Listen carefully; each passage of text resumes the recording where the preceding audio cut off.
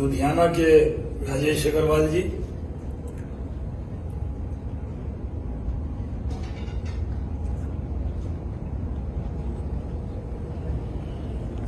कमल ओसवाल जी, अनूप जी, यहाँ पर मौजूद श्री संजीव गर्ग जी, श्री खन्ना जी, दीपक जी, संजीव कालरा साहब, सत्यम ऑटो इंडस्ट्री के गौतम जी मुंजा जी, आशु जी हैं कि नहीं? अच्छा, मेरे मित्र कभी मेरे दल में थे, कभी दिल में, श्री कमल छेत्री जी, युवा मोर्चा के हमारे पुराने 90s में जब हम यहाँ पंजाब के इंचार्ज होते थे युवा मोर्चा के, तब के हमारे साथी छेत्री साहब, यहाँ पर आए हुए सारे इन्वेस्टर्स, मैं सबसे पहले राजेश अग्रवाल जी का बहुत शुक्रगुजार हूँ कि इन्होंने यहाँ इन्वेस्ट बिहार किया है। ऐसे भी हम पंजाब पे हमारा एक रिश्ता है बिहार और पंजाब का। ऐसे तो हम, आपने सुना होगा कि केरला वाले कहते हैं कि we came from God's own country, हम कहते हैं हम गॉड्स कंट्री से, यानी गुरु गोविंद सिंह जी की जन्मभूमि बिहार है, भगवान महावीर की जन्मभूमि जो जैन समाज को फॉलो करते हैं उनकी जन्मभूमि बिहार है, और गौतम बुद्ध को भी ज्ञान जो है वो बिहार में ही मिला। बिहार के लोग मेहनत का शहर और पंजाब की तरक्की में बिहार का एक अहम रोल रहता है। बिहार के लोगों को आपने कभी चौराहे पे भीख मांगते नहीं देखा हो, बल्कि उस हाथों से काम करते हुए पसीने लथपथ देखा होगा। वो यहाँ जब भी पंजाब हो या महाराष्ट्र हो या गुजरात हो, कहीं भी वो गए हैं तो उन्होंने अपनी मेहनत से अपनी छवि बनाई, और हर जगह की तरक्की की नींव में बिहार के लोगों ने एक अहम रोल अदा किया। आज मैन पावर में स्किल्ड मैन पावर वहीं की, और ऐसे भी एजुकेशन में तो हम कहते हैं ना, लक्ष्मी जी की कृपा नहीं है लेकिन सरस्वती की कृपा है। यानी यूपीएससी में आप जाएंगे तो टॉपर बिहार के लोग मिलेंगे, टॉप 10 में जरूर मिलेंगे। लोग कहते हैं कि हर तीसरा डीएमएसपी देश का बिहारी।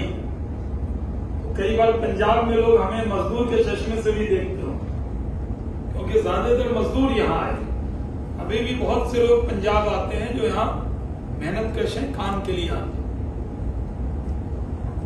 हमने भी तय किया कि हम लुधियाना जाएंगे, प्लान बहुत पहले से था। एक बार आना चाहते थे तो माहौल अलग था, हमें सूचना दी गई कि आप इंडस्ट्री मिनिस्टर भी हैं लेकिन बीजेपी के राष्ट्रीय प्रवक्ता भी हैं, तो इस नाते बाद में आइए। चलिए, चुनाव भी हो गया, इलेक्शन के वक्त में भी ज्यादा आना नहीं हुआ, लेकिन अभी हमने कहा कि हम यहाँ हल्ला करने नहीं आए, हम एक शांत पानी में छोटा सा कंकर डालने आए हैं जो शिथिल है। यानी आप जो बिहार के बारे में परसेप्शन बनाए बैठे हैं उसमें थोड़ी हलचल पैदा करने के लिए आज लुधियाना आए। जो स्टेट बहुत डेवलप होते हैं उनके बारे में चर्चा पहले से हो जाती है, लेकिन चर्चा परसेप्शन से होता है। जब बंगाल में टाटा की कंपनी को सिंगूर और नंदीग्राम में सिंगूर से भगा दिया गया और उस नाम पर सरकार बन गई, तो वो उपलब्धि मानी जाती थी कि भाई टाटा को भगाया इसलिए इनको हुकूमत मिलनी चाहिए। मिल गई, और भी बहुत कुछ मिल रहा है, 2 दिन से देख रहे होंगे वहां। लक्ष्मी का अपमान पड़ता है, कूड़े की तरफ पैसा भी मिल रहा है, तो वो तो एक अलग पार्ट। लेकिन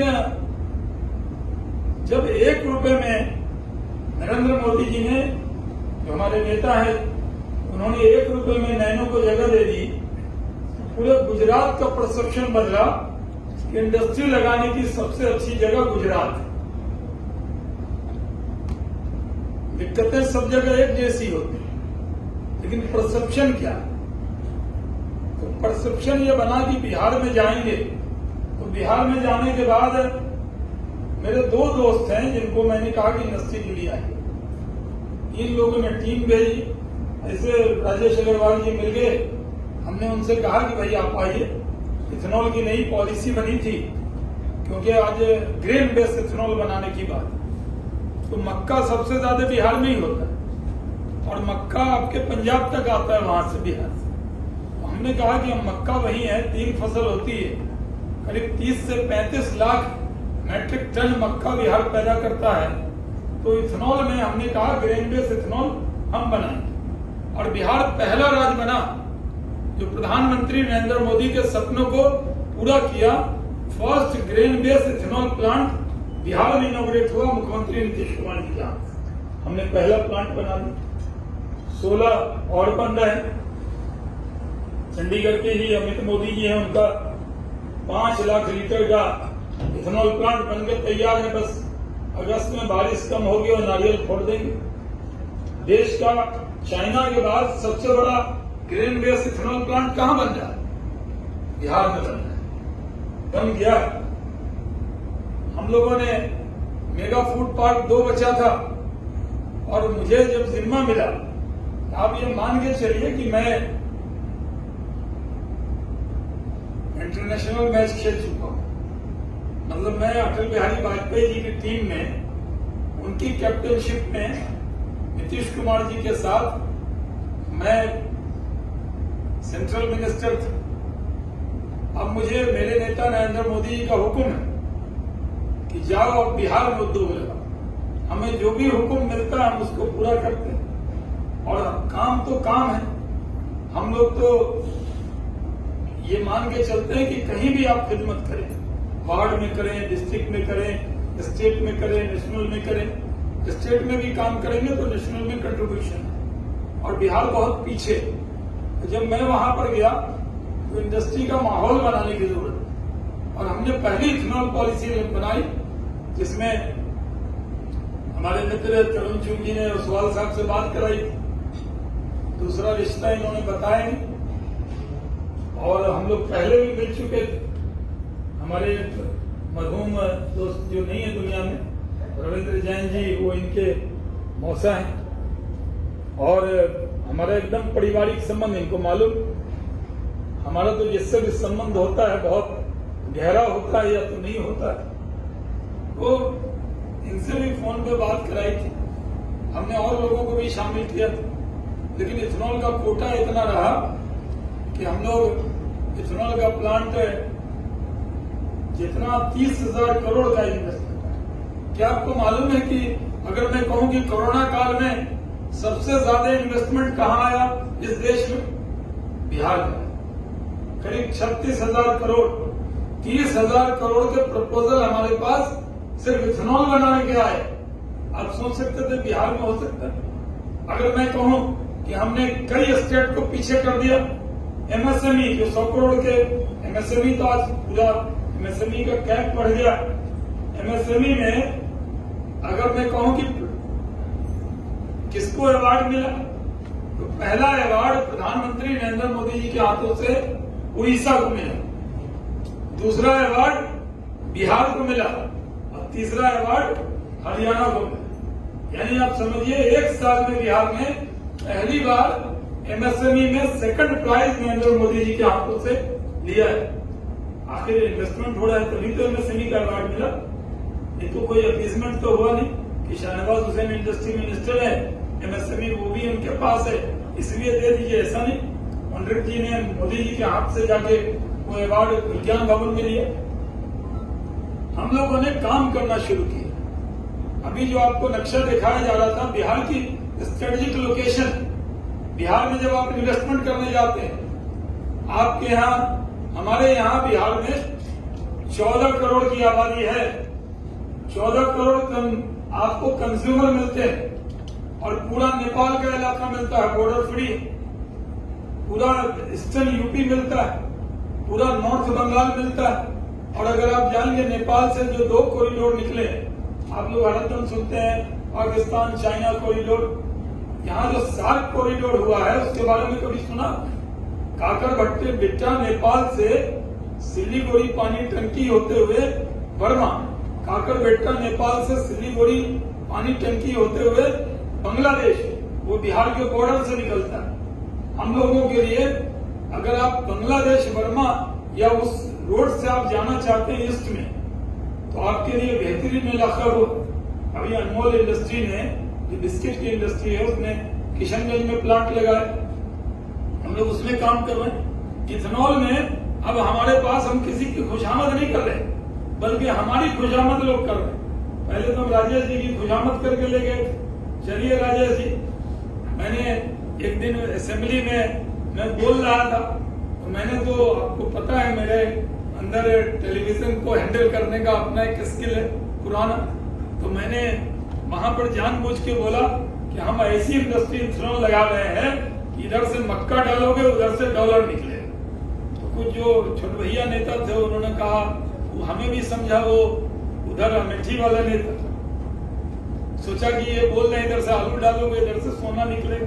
वो तो मैंने जानबूझ के बोला था कि चर्चा होनी चाहिए, हमने यही कहा डॉलर निकलेगा, फिर दोबारा खड़े हुए फिर बोला, लोगों को लगा कि ये टंग स्लिप है, वो टंग स्लिप नहीं थी।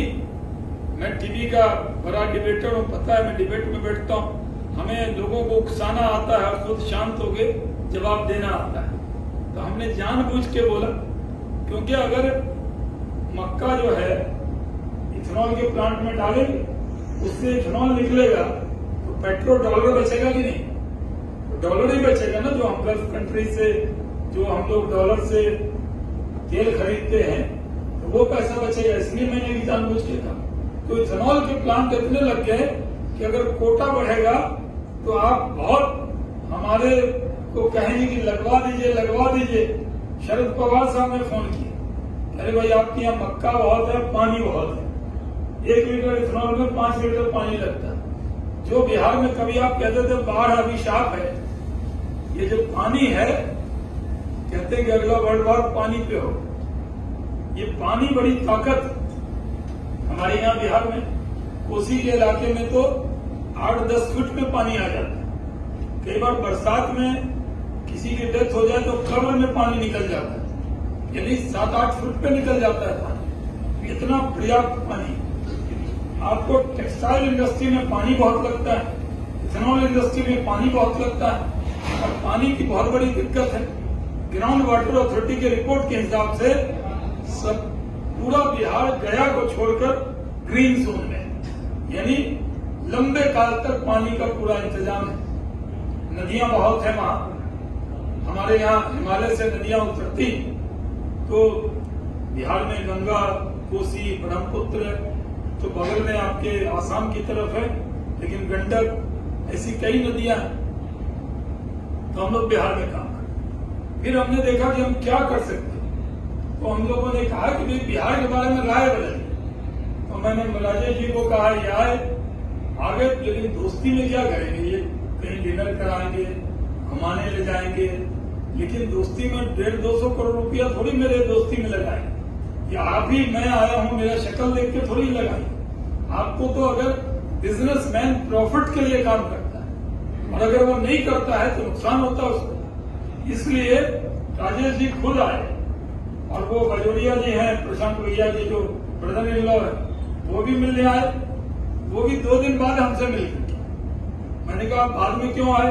उन्होंने कहा नहीं साहब, दोस्ती तो अलग, हम देखना चाहते थे बिहार का माहौल क्या है। देखा कि रात में 12 बजे अटल पथ पे स्कूटी लेके एक लड़की जा रही थी और हमने जाके पान की दुकान पर 12 बजे अकेले पान खाया, तब लगा कि ये बिहार बदल गया है। हम तो अपहरण फिल्म देख कर आए थे। तो वो बिहार नहीं, अपहरण, गंगा जल, सुपारी किलर, ये सब बिहार में नहीं। अब कहीं भी हत्या तो कहीं भी हो सकती है। कई बार लैंड को लेके, प्रेम प्रसंग को लेके, फैमिली डिस्प्यूट को लेके, कई चीजों को लेकर आप जाएंगे तो लंदन में भी हो जाते। आप में से बहुत लोग लंदन जाते, अच्छी घड़ी लेके घूम सकते हैं। मेरे बेटा भी पढ़ता है। आप 50-50 पाउंड ऐसे निकाल के देंगे, 10 का गैंग लग जाएगा। मोबाइल लेके जाएंगे, वो साइकिल से चलता हुआ जाएगा, चलते हुए बात कर रहे हैं, छीन कर चला जाएगा। यानी मैं आपको सलाह दे रहा हूं, जब लंदन जाइए तो लोग पहले महंगी चीज रख के जाते थे। ये खुद का एक्सपीरियंस। लेकिन अब आप कहेंगे कि वहां जंगल राज है, तो बिहार के बारे में परसेप्शन ऐसा है कि नेशनल क्राइम ब्यूरो के रिकॉर्ड के हिसाब से हम बहुत राज्य से बहुत बेहतर। हमारे यहाँ कोई हु इज हु और गोली चल गई होगी, कोई हत्या हो गई होगी, कोई बड़ा कांड हो गया होगा, ऐसा नहीं। एकाध घटना तो होती, वो तो कहीं भी होगी, मैनहट्टन में भी होगी, लंदन में भी होगी, जर्मनी में भी हो जाती है, उसकी कोई एक अलग बात। लेकिन आज बिहार का माहौल है कि कोई गुंडा आपसे टैक्स नहीं मांग सकता, कोई आपसे रिश्वत नहीं मांग सकता। हमारी ये जिम्मेदारी, इसलिए हम कहते हैं कि पुरानी फिल्में देखकर बिहार के बारे में राय मत बनाएं।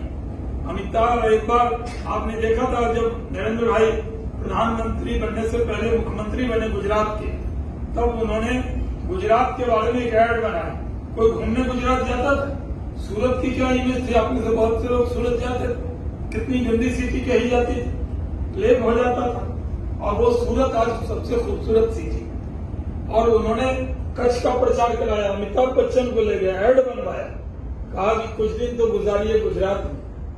हमने कहा कहां से अमिताभ बच्चन लाएंगे, गरीब राज है, तो हमने खुद ही ऐड बनाया, एक बार तो आइए बिहार। यानी आप बिहार के बारे में बिना आए राय मत बनाए। यहीं से बैठ के एक फिल्म देख के आए, दुर्भाग्य से उस वक्त की कहानी थी। अब तो बिहार बदल गया। अब तो हम लोगों को कहते हैं सुपर 30 देखो साजिद नाडियाड वाला की, और उसको देखकर राय बना। पुरानी राय छोड़ दीजिए, अब आई। अब कई लोग हैं वो कहते हैं, अभी भी हमें कई लोग मिले, आशु जी मिले, वो कह रहे कि हमने 42,000 वो भेजी थी, वो मशीन, सिलाई मशीन आपने भेजी, किसी के जरिए भेजी, 100 के जरिए। हमने कहा भाई 14 करोड़ की आबादी है, जितनी सिलाई मशीन बनानी है वही बनाइए, बिहार में भी बेचिए, eastern UP, north Bengal, Nepal, Bangladesh, वहीं से भेजिए। इसलिए हमने लोगों से कहा कि सिर्फ बेचिए नहीं, बनाइए भी बिहार में, और एक बार तो आइए बिहार। यानी अगर आप सिर्फ मार्केट बनना, हम बिहार को गोडाउन नहीं बनाना चाहते। बिहार के लोगों में एक नया जज्बा पैदा हो, रोड, बिजली, पानी, सड़क, कृषि, स्वास्थ्य, सब में हम अब आगे हो गए। यानी देश के पैमाने पर पैरामीटर में नीतीश कुमार जी के नेतृत्व में हम कई पैरामीटर में देश के कई राज्य से आगे निकल गए। लेकिन उद्योग में हम थोड़ा पीछे थे। लेकिन अभी इस साल एमएसएमई का सेकंड प्राइज प्रधानमंत्री के हाथों से विज्ञान भवन में बिहार ने प्राप्त किया, तो आप समझ सकते हैं कि बिहार में भी अब काम हो रहा है। हम जो नई टेक्सटाइल पॉलिसी लाए, जो अभी प्रेजेंटेशन पंडित जी ने आपके सामने किया, उसमें 10 करोड़ की capital subsidy, plant and machinery. उसके बाद ब्याज पे आप बैंक से जो पैसा लेंगे, एकदम 10% अप टू 10% ब्याज हम देने वाले हैं। 10 करोड़ कैपिटल सब्सिडी हम देने वाले हैं। हम लोग 5,000 रुपया प्रति स्किल्ड लेबर हम देने वाले। अगर वो 10,000 या 12,000 तनख्वाह होगी, 5,000 हम देंगे, कमाएंगे आप, देंगे हम, ये हम देने वाले। ये कहीं और नहीं हो सकता। और बहुत से लोग कमिटमेंट करते हैं, आप पता कर लीजिएगा, बिहार में हमने अगर कह दिया कि हम सब्सिडी देंगे, एकदम ऑन टाइम देंगे, ये कमिटमेंट करके आपके बीच में जाते हैं, रिकॉर्ड करके रखिए। अभी भी जो अनमोल इंडस्ट्री वाले हैं उनको हमने बुलाया था इन्वेस्टर मीट, उन्होंने सबके सामने कहा अगर मार्च में सब्सिडी आती है तो मार्च में ही आती, यानी या तो हम कमिटमेंट करेंगे नहीं और करेंगे तो पूरा करेंगे। तो हम लोग इसको करने वाले, हम लोग SGST में 100% छूट है ही, हम लोग 20,000 रुपया प्रत्येक स्किल की ट्रेनिंग के लिए दे ही रहे हैं। और बिहार में हम ये कह रहे, जो आपने चनपटिया का मॉडल देखा, हम आपसे कह रहे हैं कि हम पंजाब से इंडस्ट्री उजाड़ कर लेने बिहार नहीं आए। हम कह रहे हैं कि आज बहुत सी कंपनी है टेक्सटाइल की जो बांग्लादेश में जाकर कपड़ा बना रही है, वहां जाकर फैब्रिक बना रही है। बड़ी बड़ी कंपनी, कुमार मंगलम बिरला साहब की हो या बड़ी बड़ी कंपनी हो, मैं टेक्सटाइल मिनिस्टर रहा हूं जब कोटा खत्म हो रहा था। हमारे टाइम में बांग्लादेश, पाकिस्तान, वियतनाम, जब मैं कपड़ा मंत्री था तो बहुत पीछे था, लेकिन कोटा सिस्टम खत्म हुआ और उसके बाद बघेला साहब बने। टेक्सटाइल पर उस वक्त ध्यान कम किया, वो जो बड़े बड़े NTC की मिल थी उस पर टावर और रियल एस्टेट ज्यादा बनने पे ध्यान गया कपड़ा मंत्रालय का उस जमाने। तो अगर जो तैयारी करनी थी बांग्लादेश और वियतनाम से लड़ने की, क्योंकि जब कोटा खत्म हो गया तब आपको तैयारी करनी थी। आज बड़ी बड़ी इंडस्ट्री के जो लोग हैं टेक्सटाइल के, उनके यूनिट बांग्लादेश के, हम कह रहे हैं बांग्लादेश के बॉर्डर पर खड़े हैं, हम आपको बांग्लादेश नहीं जाना देना चाहते। हम कहते हैं अपने देश में बांग्लादेश के बॉर्डर पर यानी बिहार में रहे। ये हम क्या बुरा करें? एक्सपेंशन जितना भी करना है, एक्सपेंड जितना भी करना है इंडस्ट्री को वहां बनाइए। और यहाँ से जो ट्रांसपोर्ट कॉस्ट है, जैसे मान लीजिए लुधियाना के कोई व्यापारी है, वो एक्सपोर्ट कर रहे हैं, तो अगर एक्सपोर्ट कर रहे हैं तब भी बिहार आइए। अगर लोकल मार्केट में आप माल दे रहे हैं तो अगर बिहार में आप आकर बनाएंगे तो आपका ट्रांसपोर्ट कॉस्ट जो है वो बहुत कम हो। इसलिए हमने कहा कि हम यहाँ पर बहुत, हम तो कहीं जाते हैं मीडिया को पता लग जाता है, हमने तो आज मीडिया को भी नहीं बताया, हमने बहुत पार्टी के लोगों को भी ज्यादा नहीं बताया, हमने तो राजेश अग्रवाल साहब को बताया, ये होस्ट हैं हमारे। तो हमने कहा भाई हम लोग आ रहे हैं, आज ही राष्ट्रपति जी का वोट था, उसके बाद हम लोगों ने फ्लाइट ली, यहाँ आए और यहाँ आकर मैं तो रात में ही 11 बजे ट्रेन से निकल जाऊं। हम लोग एक हलचल करने आए, एक कहने आए हैं कि हम आपको बिहार बुलाने आए। हम वहां चाहते हैं कि आप बिहार आइए, एक बार देखिए, और फिर इन्वेस्टमेंट का जो माहौल है, एक अच्छी पॉलिसी हम देने वाले दे रहे हैं, जिसका प्रेजेंटेशन वहां पे हुआ। और उसके बाद हम पूरी तरह वहां पर आपको सिंगल विंडो का मतलब है सिंगल व्हाट्सएप, एक व्हाट्सएप कर दें अपना नंबर, कोई एक आदमी आपको फोन करेगा, वो आपको सारी प्रॉब्लम हल करेगा, वो आपको लैंड दिलाएगा, सारी परमिशन दिलाएगा, कहीं कोई दिक्कत आएगी तो वो जिम्मेदार होगा, यानी एक व्यक्ति आपका कस्टोडियन होगा।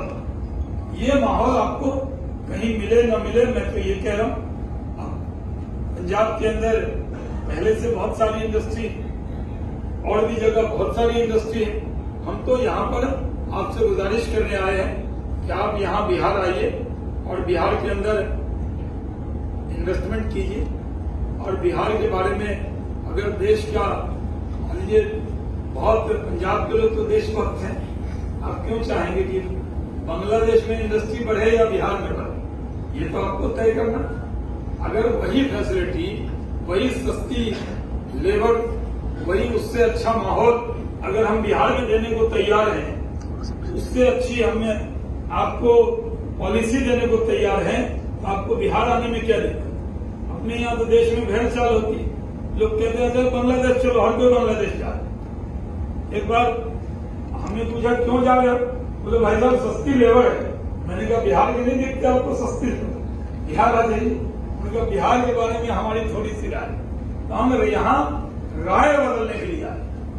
हम अगर इन्वेस्टर मीट में हमने राजेश जी से कहा कि आप जो है हमें 10-20 लोग ऐसे हों जो यहाँ के हु हैं, उन्हीं को बुलाया गया। हमने आपको इसलिए बुलाया कि आपसे थोड़ा इंटरेक्शन हो सके। नहीं तो अलग अलग स्टेट जिस तरह इन्वेस्टर मीट करते हैं, 50 होर्डिंग लगाते, इधर पूरी मीडिया भरी होती है, आप तो जानते ही। हम अगर सिर्फ ये अनाउंस कर देंगे कि मेरी प्रेस कॉन्फ्रेंस है तो फिर हॉल बढ़ जाता है। तो हमने ये भी नहीं किया, हमने कहीं खबर नहीं की। हमने कहा कि नहीं, राजेश जी को हम लेके आए, राजेश जी के रिश्ते का दोहन करके हम लोग पहुंच गए हैं। यानी आप समझ सकते हैं, हमने राजेश जी से बात किया, इन्होंने कहा कि हम इसको करें। जो राजेश अग्रवाल साहब हैं, उनका भी बहुत शुक्रिया अदा करता हूं कि आपने बहुत ग्रेसफुल तरीके से इन्वेस्ट बिहार यहाँ पे किया। माउथ पब्लिसिटी, बड़ी पब्लिसिटी। मैं जानता हूँ टेलीविजन पे बयान आता है, चलता है, 1 मिनट में आता है, 2 मिनट में चला जाता है। शाम में लोग 6 लोग मुर्गे मुर्गी की तरह लड़ने लगते हैं।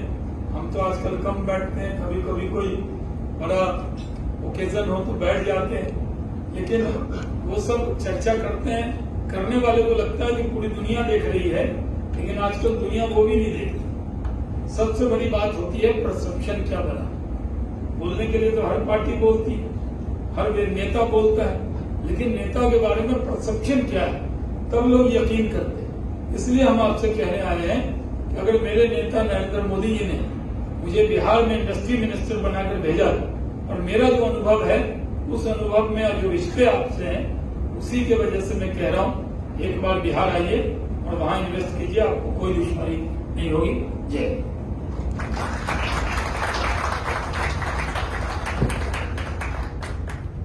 धन्यवाद सर। एक बार तो आइए बिहार में, ये कल के न्यूज़पेपर हेडलाइंस बहुत